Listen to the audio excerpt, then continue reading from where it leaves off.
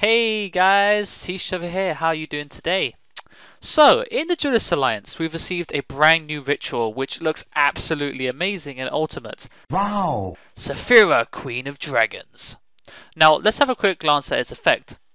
You can use the ritual spell Hymn of Light to summon it, which can be banished to prevent Saffira's destruction. So to some extent, Saffira has built-in protection which can't be negated by Breakthrough skill. How about that one? Now, at the end of the turn Saffira is summoned, or turn that a light is sent from the hand or deck to the graveyard, you can either draw 2 cards and discard a card, netting you a neat +1 and getting some cloggy cards out of your hand. Discard a random card in your opponent's hand, which is great but only advised to use late game when you know what you're playing. You don't want to be discarding shadows from their hand, that's for sure. Add 1 light monster from your graveyard to your hand, which can differ in power depending on how you're playing it. Now, that brings us to our next point. One of the main issues of rituals released in recent times is how they lack enough synergy to be viable, but I feel like Saffira is the closest we have gotten to it.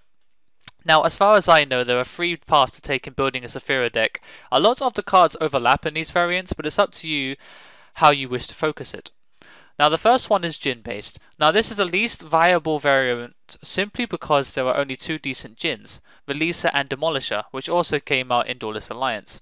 Using Tour Guide, you can easily find the 6 levels needed to summon Saffira. It can also mess around with a Law of Darkness and Shadows, since you can send lights to the graveyard of Shadow Fusion.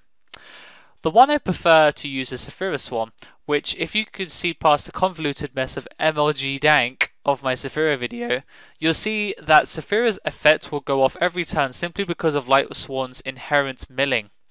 You also mill extra Hymn of Lights to grant Saffira additional instances of protection.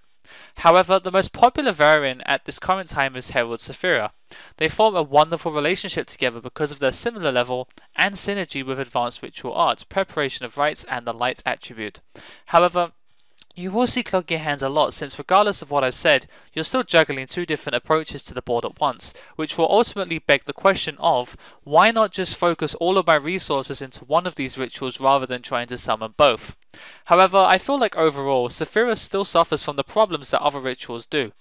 It's great that Hymn protects it so its versatility from beyond the grave, but the card is now entering a new era of Yu-Gi-Oh! Which the cards becoming more and more powerful.